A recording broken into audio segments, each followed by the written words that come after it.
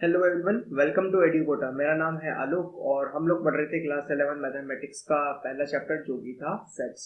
और हम लोगों ने अभी तक 8 या 7 लेक्चर देख लिए हैं और लास्ट लेक्चर में हमने देखा था यूनियन ऑफ सेट्स। अब हम स्टार्ट करेंगे इंटरसेक्शन ऑफ सेट्स। ये union, intersection, difference, symmetric difference, ये ऑपरेशन ऑन सेट्स का पार्ट है। तो आज हम सेकेंड ऑपरेशन देखने वाले हैं जिसको हम बोलते हैं इंटरसेक्शन ऑफ सेट्स।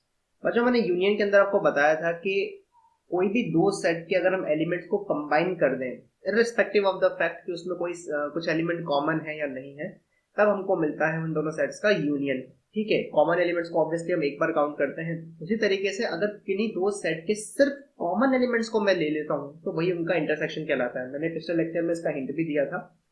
बहुत सिंपल डेफिनेशन है कि अगर ए और बी कोई दो सेट हैं तो intersection of sets A and B is the set of all elements which are common to both A and B. तो ये ध्यान रखेंगे कि ए और बी में कुछ कॉमन होना चाहिए। उन्हीं कॉमन एलिमेंट्स के साथ आप जो सेट बनाते हो वही कहलाता है ए इंटरसेक्शन बी। इसको ऐसा लिखते हैं, मैं रिकॉल करवा दूं, यूनियन को लिखा जाता है इस तरीके से, ए यूनियन बी, और इंटरसेक्शन के लिए उल्टे यू का इस्तेमाल होता है।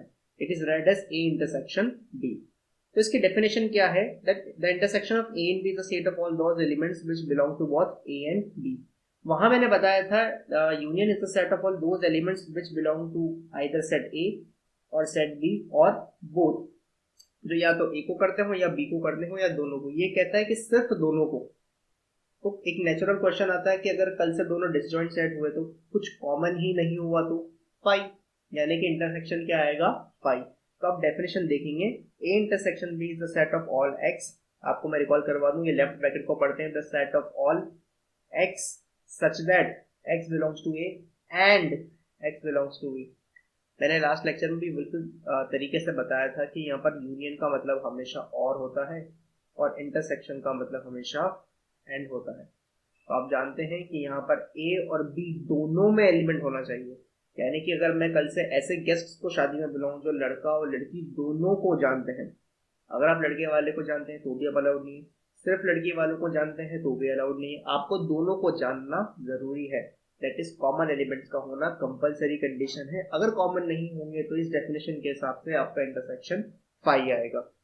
जैसे एग्जांपल के तौर पे देखो, अगर ए 1 से लेके 7 तक है, बी 2 से लेके 10 तक इवन नंबर्स, और ये 4 6 7 8 9 10 11 तीन सेट है। हो सकता है कि नहीं में कुछ कॉमन आए नहीं है, हमें नहीं पता, चेक करते हैं।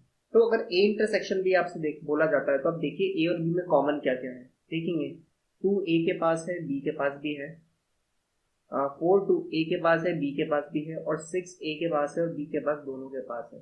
तो तीन एलिमेंट कॉमन है। आप देख सकते हो इन दोनों का इंटरसेक्शन क्या आ रहा है, उन्हीं तीन एलिमेंट से बना हुआ एक सेट आ रहा है। बी इंटरसेक्शन सी देखेंगे। चलिए देखते हैं बी और सी में क्या क्या कॉमन है। आपने कहा 4 इसके पास भी है, 4 यहाँ पर भी है। आपने कहा 6 यहाँ पर भी है, 6 यहाँ पर भी है। आपने कहा 8 और 8 और 10 और 10। तो आपने कहा चार एलिमेंट कॉमन आए। तो बी इंटरसेक्शन सी में कौन होंगे? यही चार element. A intersection B intersection C क्या होगा? तो तीनों में कॉमन हो। तो आप देखेंगे 4 तीनों के पास था, 4 तीनों के पास है, 6 भी तीनों के पास है, और आपने देखा कि बस ये दो एलिमेंट है जो तीनों के पास है, बाकी एलिमेंट्स तीनों में कॉमन नहीं है। तो आपने तीनों का इंटरसेक्शन क्या लिखा? A intersection B intersection C equals to 4, 6। आपने ए का सी के साथ इंटरसेक्शन करा तो आपने देखा 6 7 और 4 तीन ही एलिमेंट कॉमन है।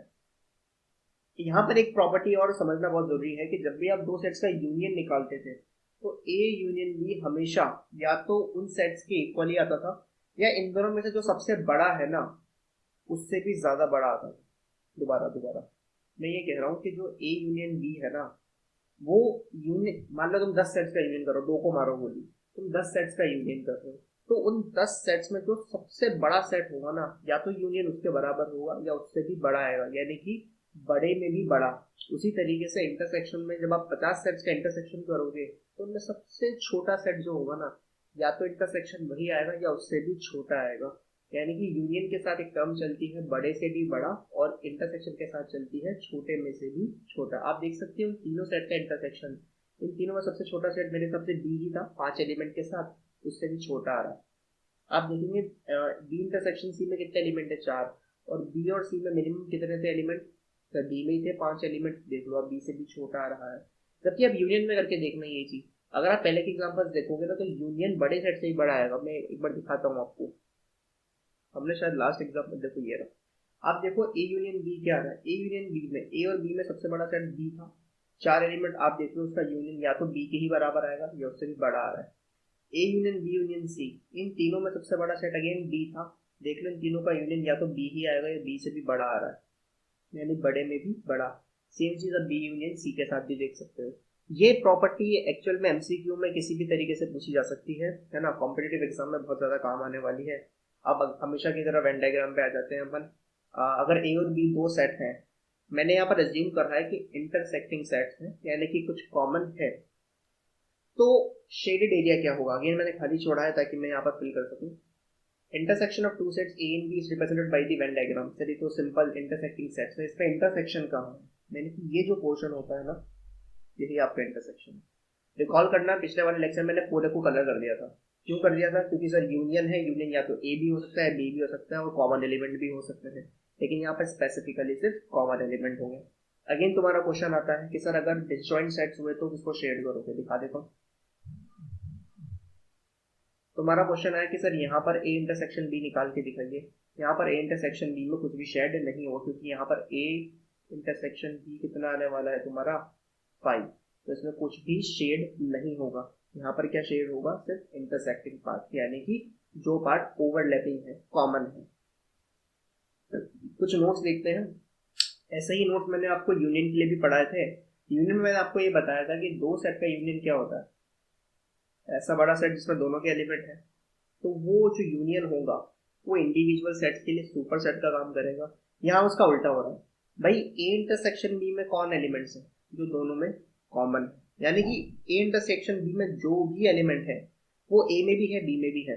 तो बच्चों सबसेट की डेफिनेशन क्या होती है कि अगर एक सेट के सारे एलिमेंट दूसरे किसी सेट में लाई करने लग जाए, ए इंटरसेक्शन बी के सारे एलिमेंट ए में भी है और ए इंटरसेक्शन बी के सारे एलिमेंट बी में भी है, इसलिए ए इंटरसेक्शन बी ए का भी सबसेट है और बी का भी। पिछले एग्जांपल में देख लो, आप देखो जो बी इंटरसेक्शन सी है 4 6 8 10, देखो ये बी का भी सबसेट है और ये सी का भी सबसेट है, क्योंकि चारों एलिमेंट बी और सी दोनों में है। Again A intersection B intersection C तीनों का सबसेट है, 4 और 6 तीनों में है। तो आई थिंक ये सेल्फ अंडरस्टूड प्रॉपर्टी, इसमें ऐसा कोई रॉकेट साइंस नहीं है। सेकंड प्रॉपर्टी भी बहुत सिंपल है कि अगर ए बी का सबसेट है तो ए इंटरसेक्शन बी क्या होगा, ए। अगेन वेन डायग्राम में समझा देता हूँ, बहुत आसान है। सर ये सेट क्या है, बी है, और ये सेट ए है, ये क्या है, बी का सबसेट, तो ऐसा ही बनेगा। अब ए इंटरसेक्शन बी को शेड करूँ तो दोनों में कॉमन पोर्शन कौन है, बस वही शेड होगा, इतना सा। कौन शेड हुआ इसमें, ए ही तो शेड हुआ, तो ए इंटरसेक्शन बी क्या आएगा, छोटा। वहां पर क्या होता था, अगर ए बी का सबसेट है तो ए यूनियन बी पूरा बी आता था, क्योंकि इसमें पूरा का पूरा बी शेड होगा। तो आपको याद होना चाहिए कि अगर ए सबसेट है बी का, तो पिछले वाले केस में ए यूनियन बी क्या होता था बच्चों, पूरा का पूरा बी आता था। यहाँ पर इंटरसेक्शन बी ए आएगा, क्योंकि कॉमन पार्ट ये है, और यूनियन में क्या होता था कि पूरा बी शेड होगा। आई थिंक समझ में आ गया होगा। सेम चीज सेकंड प्रॉपर्टी में है कि अगर बी छोटा है तो यहाँ पर इंटरसेक्शन बी आने वाला है। अगेन इस पे स्टार लगा लो, पिछली बार भी मैंने इसी पे स्टार लगवाया था कि अगर x a इंटरसेक्शन b में बिलोंग कर रहा है, ध्यान से सुनना, तो ये तो डेफिनेशन से क्लियर है कि x a में भी लाई कर रहा है और सेम टाइम पे b में भी लाई कर रहा है, इसलिए एंड आ रहा है। वो चॉइस नहीं दे रहा है, कंपल्शन आपको दे रहा है कि भाई आपको a में भी एक साथ होना है, b में भी होना, दोनों में कॉमनली प्रेजेंट होना है, तभी आप इंटरसेक्शन में पार्ट ले पाएंगे। ये तो क्लियर है, डेफिनेशन से ही क्लियर है। अगेन जो मेन स्टार वाली बात है ना, वो इसमें है। मैंने आपको पिछले लेक्चर में समझाया था कि यूनियन का मतलब और इंटरसेक्शन का मतलब एंड। लेकिन जब does not belongs to distributable, देखो ये बिलोंग डिस्ट्रीब्यूट हुआ, ए पर भी हुआ, ये इंटरसेक्शन का मतलब एंड था, वो मेंटेन्ड है, और ये बिलोंग्स टू बी के साथ भी डिस्ट्रीब्यूट हो गया। लेकिन जब does not belongs to distribute हुआ तो देखो इंटरसेक्शन का मतलब एंड था, X does not belongs to A और X does not belongs to B, तो एंड का कौन हो गया, और जब तुम वापस से does not belong to common लोगे तो ए और की जगह वापस से एंड हो जाएगा, है ना। मैंने आपको पिछले लेक्चर में ही बताया था कि अगर x does not belongs to, same चीज यहाँ पर भी होती थी, x does not belongs to A union भी था, तो बताया जब ये डिस्ट्रीब्यूट होगा तो x does not belongs to A, और ये और है यूनियन, और की जगह यहाँ पर हो जाएगा and x does not belongs to B.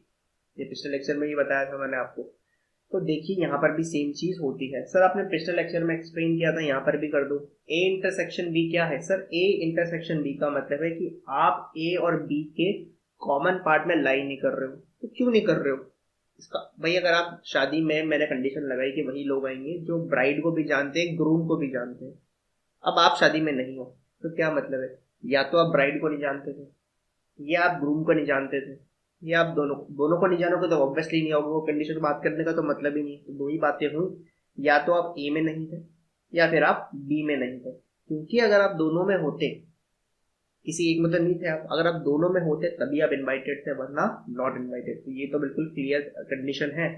लेकिन ये क्लियर कंडीशन याद रखने के लिए ये ध्यान रखेंगे, जब भी आप डस नॉट बिलोंग्स टू के साथ डील करेंगे, आपका यूनियन जो है बच्चों वो इंटरसेक्शन में चेंज हो जाएगा, और जो इंटरसेक्शन है वो यूनियन में, यानी कि और एंड में हो जाएगा, और एंड और में।